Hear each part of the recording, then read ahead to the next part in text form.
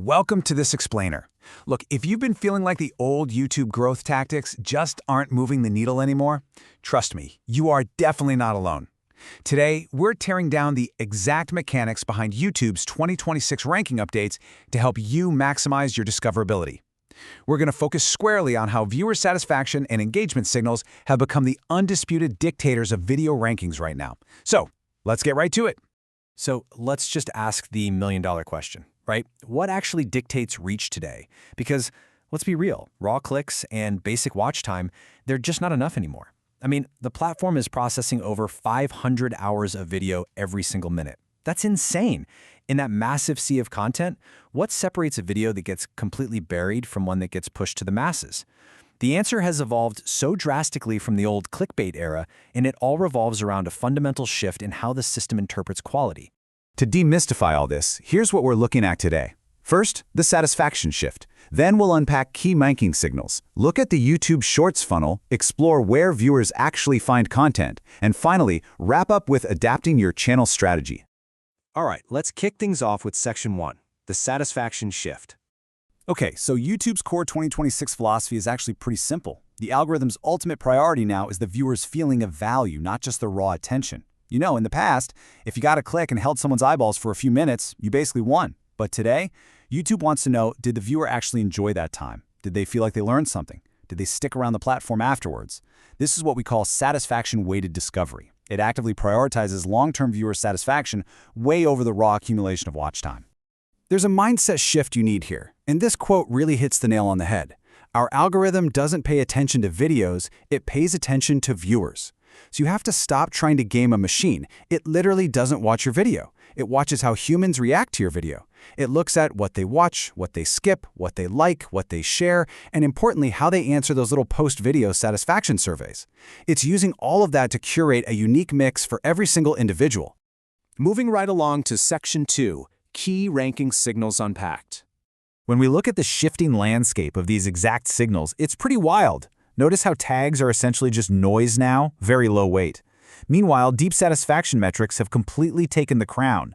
But look at the bottom there. This is entirely new for 2026. AI disclosure compliance. It is now absolutely required.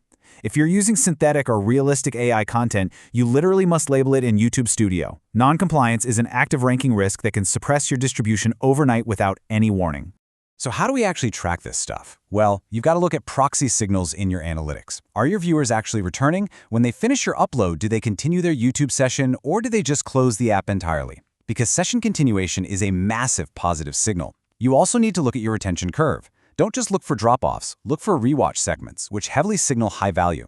Also track how your loyal community leverages that new hype feature.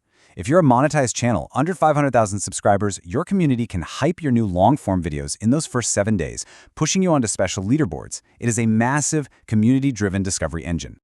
Okay, that brings us to Section 3, the YouTube Shorts funnel. Let's dive into this step-by-step funnel.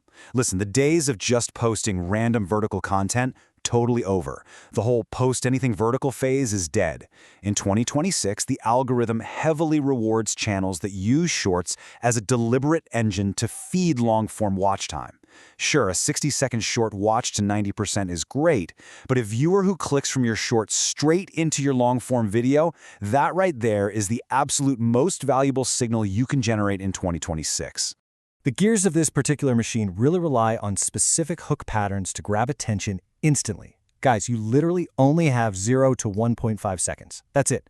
So a contrarian opener, something like most people get this wrong, or dropping a specific number, or having an immediate visual reveal, that's what grabs them. You've got to deliver value immediately, hold that attention to the very end to signal a complete viewing experience, and then crucially, hit them with a clear call to action pointing straight to a related long-form video. Next up, Section 4, where viewers find content.